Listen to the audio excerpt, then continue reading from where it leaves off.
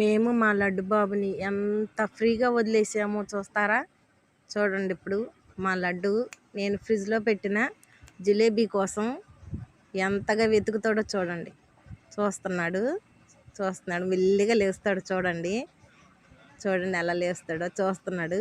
వాసన పడుతున్నాడు. వాసన ఎక్కడ పెట్టాను జిలేబీ అని. ముందు ఫ్రిడ్జ్ దగ్గరికి వెళ్తున్నాడు చూడండి. అద్దుకో ఫ్రిడ్జ్లో వాసన వస్తుందంట.